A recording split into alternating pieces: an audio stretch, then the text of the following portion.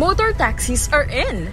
Isa nga ang motor taxi sa top choice ng mga commuters sa Pilipinas. Di hamak kasi na mas mababa ang presyo nito kumpara sa ibang TNVS at iba pang public transport sa bansa. Bukod dito, mas mabilis rin ang biyahe at iwas traffic pa. Pero ilang commuters ang nakakaranas di umano ng discrimination at problema sa paggamit ng motor taxis. Una na dyan ang pagtanggi dahil sa body weight ng isang pasahero. Nirereklamo rin ng ilang commuters ang biglaang pag-cancel ng riders dahil nalalayuan sa location. Concerned din ng mga commuters ang pagtanggi ng mga riders sa mga bagahe nilang dala. At katulad ng ibang public transportation, may pailan-ilan ring riders ang nagpapadagdag ng bayad. Pero depensa ng mga riders, safety ng pasahero ang kanilang iniisip. Kaya naman ang tanong ng marami, pwede nga bang tumanggi ang riders sa kanilang pasahero? I-SKL na yan! At ngayong umaga nga po ay pag-uusapan natin ang mga rights sa mga commuters at syempre ng mga motor taxi drivers. Kasama na po natin si Attorney Rizel Alburo, isang labor law. Hello, Attorney! At together kasama din po natin si Cesar Alfono Jr., Isaiah Edpan, and Joniel Cancilao. Sila po ay mga motor taxi drivers at delivery drivers na mag-share po ng kanilang mga karanasan. Yan. Hello, good morning. Morning, And morning welcome po. po dito sa Kada Umaga. Morning. Dagdag lang ako, Emma. Ito, may mga Kada squading natin na mag-share ng kanilang experience na nandito sa audience. Kaya mamaya, tanungin natin sila ang mga opinion din nila. Pero ngayon, dito muna tayo sa sofa. Ito na muna. Ng pag-usapan Tanungin muna dito. natin yung mga drivers natin. Tama. Meron na ba kayong experience na, ano ba yung experience yun na tinanggihan nyo yung isang pasahero? Bakit nyo tinanggihan? Ha? Nagalit. Bakit? Sinong gustong mag-share ng kanyang experience? Ako po, meron na po akong experience na tumanggi ako sa pasahero. Kasi po yung mga area na delikado. Minsan kasi sa gabi, bumabiyahe ako madaling araw. May mga area po talaga na delikado na nauuso yung holdapan, yung mga nangaagaw ng motor. Sa safety din naman Opo. po. Kayo ba, Isaiah and Joniel? Sa akin naman po, ma'am, is yung mga pasahero na galing po sa... Late alam mo night na, na, yun. Siyempre, for the safety po ng passenger namin, hindi po namin pwede isakay po yun kasi nga po, once po na pinasakay namin yun sa motor, tapos ang mangyayari, madidisgrasya po, hindi po yun magiging pasok po sa insurance. Ang mangyayari po, magiging fault po namin na rider. Pwede rin ba yung yung paano yung mga puyat? Kasi di ba minsan yung mga, meron yung Nagtatrabaho mga din eh. nakakatulog sa Yes po. biyahe. Isa din po yan po. Pag napapansin niyo po yung... Kasi pa once po nagda-drive po kayo ng motor, napapansin niyo din po kasi yun na yung pasahero mo sa likod, pag laging nauuntog yung helmet, pag gumaganon-ganon na Antok yun. yun. Antok na yun. Yun. Isang beses, dalawang beses, Nangyari tatlong sa'yo yan, beses. Isaiah? Opo, ganun po yung... Yan po yung... Ano pong ginagawa Ano yung niyo ginawa nun? nyo? ang Binato ginagawa mo? po namin, pinakausap po namin siya para hindi po siya Ikurot antukin. mo. Hindi, joke lang. Wait lang, paano niyo po kakausapin? Kasi ang hirap po ng communication with the helmet. Yes po. Ang problema nga lang po yun nga po, magsisigawan kayo. Pero di ba may mga, nakikita ko may Yes, mga naman. helmet na meron Pricey kasi yun, ma'am. Mahal po. Ah, mahal. nandun sa Okay, Pilipinas. ikaw, Joniel, may tinanggihan ka na bang pasahero? What's your Yes, experience? actually yung experience ko po nung that time was yung for example yung mga syempre sa size ko po na yung maliit lang po yung motor ko actually Natatawa na si Isaiah sa'yo. kasi sa may mga times po na mas double yung sizes ng mga naisasakay ko po. So, pag in a way na po na yun, kinakausap ko naman po ng mas maayos yung mga pasahero na mas malalaki sa akin.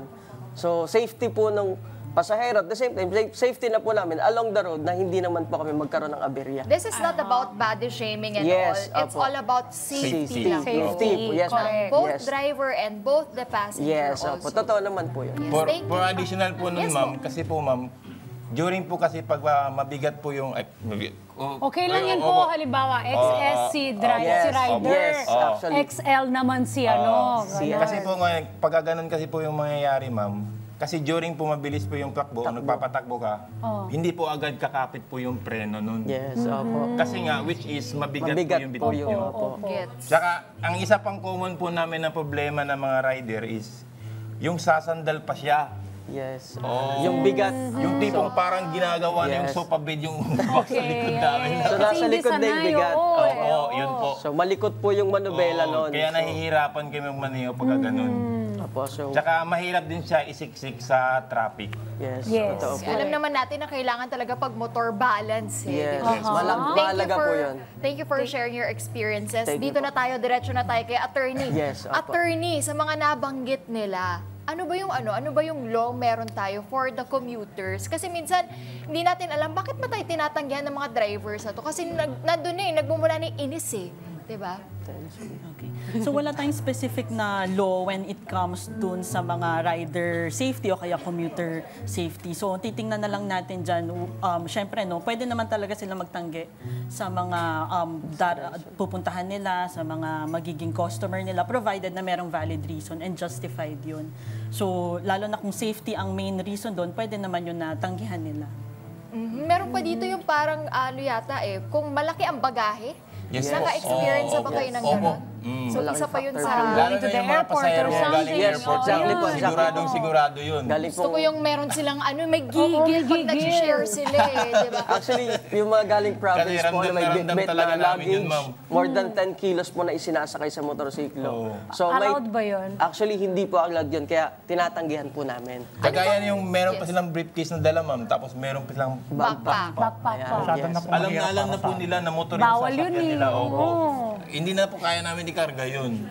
Pero pinagpipilitan talaga nila yung sarili nila. Overload na po kasi talaga. Totoo po Medyo yun. mahirap na pong magmaneho talaga. Tendency po talaga. Mas matakot siya sa aksidente. Yes. Wala po tayong specific law about this one, attorney.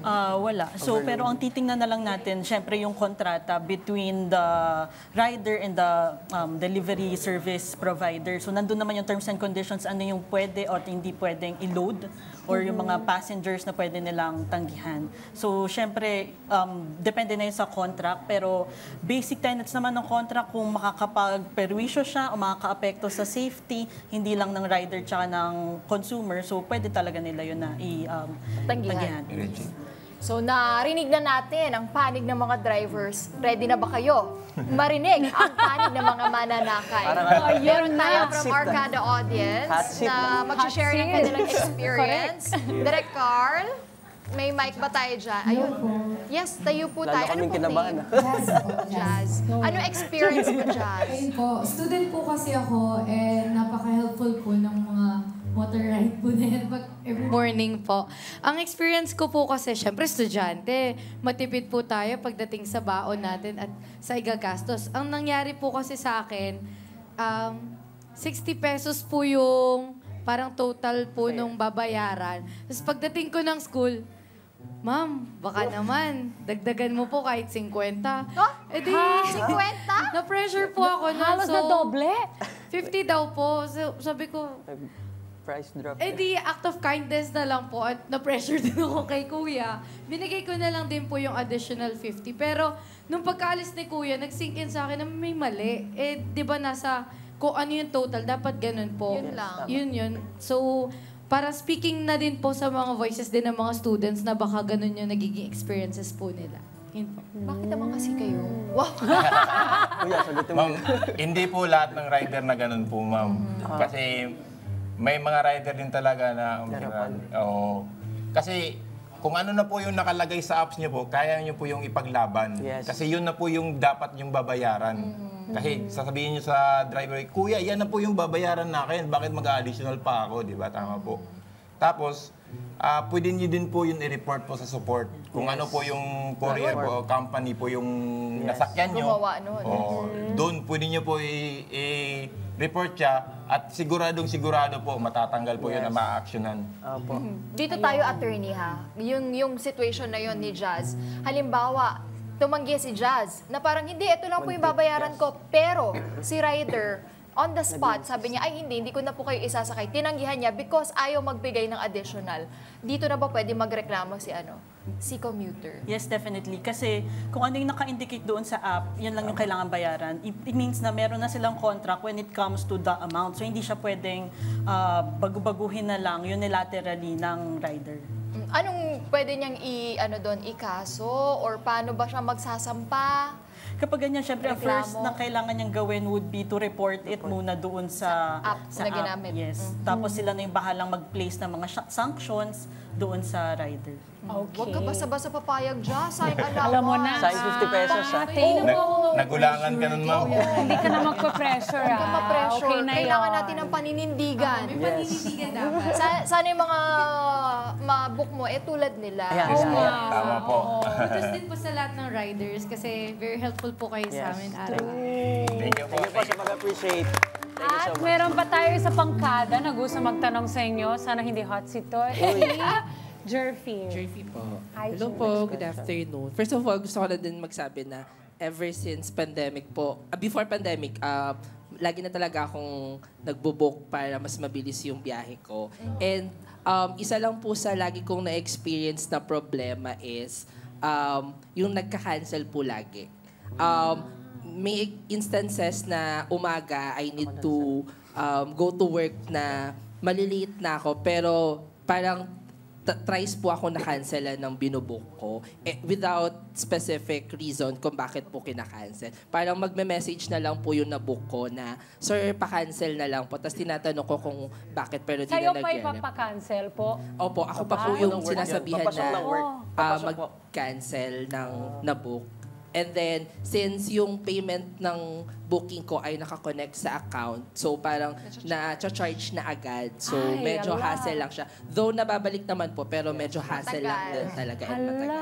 So, ayun po. Hot Parang seat nga kayo late na ako, dito, tapos nasa-stress lagot. pa ako, tapos hassle pa po yung experience. Bakit ba kasi nakaka-cancel pag ganon? Hindi, kasi yun yung part na hindi namin naintindihan. Tsaka, yung ipapa-cancel sa'yo. Kasi di ba may mga ano yan? Kasi pwede tayo mismo Yes, mag-cancel. actually, Pero ipapa-cancel mo yes, doon, yeah. sila ma-penalty Opo. or something. Ay, bakit to?